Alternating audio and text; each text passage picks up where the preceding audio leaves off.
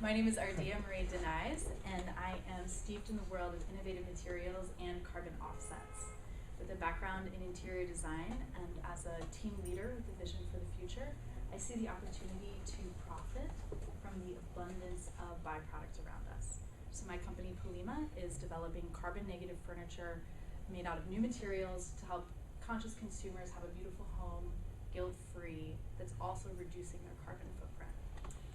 So you've probably heard of carbon neutral before, which is just the concept of really doing less harm, whereas Polima is focusing on creating solutions. So we're focusing on taking more carbon out of the air than we put in. What I found is that conscious consumers really want to be making purchases based on their values, but without access to a carbon negative option, they are conceding to carbon heavy convenience, which ultimately makes them unhappy with their purchases.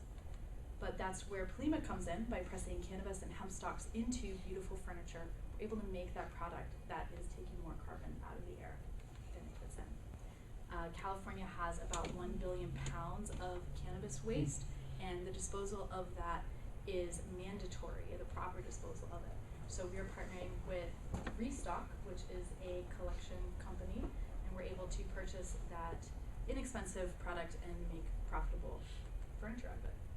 The business model for the first year is to focus on direct-to-consumer web sales, do some pop-ups. The first product is a table priced at $1,500, and annual revenue for year one is $1.9 million.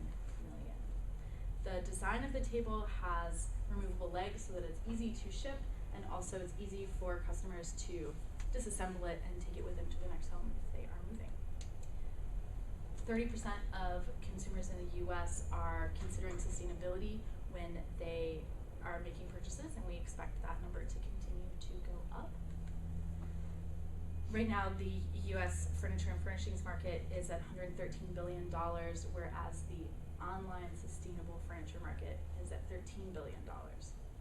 There's some other companies like West Elm and Joybird, Burrow, that offer some eco-friendly options, like sustainably harvested wood or natural cotton fabric, non-toxic glues, but none of them are offering a carbon negative option.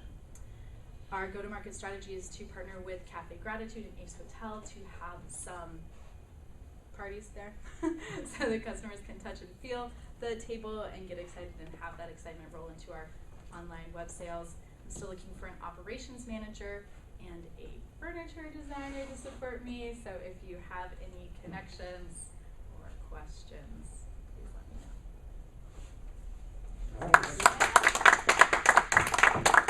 Hi. That's your signal. All right, you didn't see much of that, did you? I didn't. Furniture. Got furniture. Cool.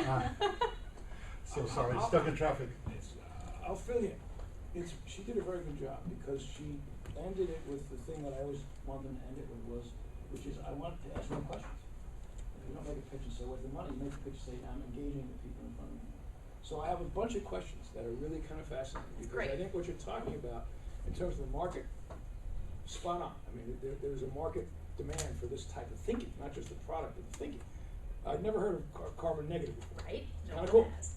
Is it legitimate? Is it rational? Is there science behind it? If so, I don't even answer now, but that's very cool. You want to have that in your back pocket. These are the people that say what we're doing is actually creating carbon negative products. I have a bunch of little things we can talk about later.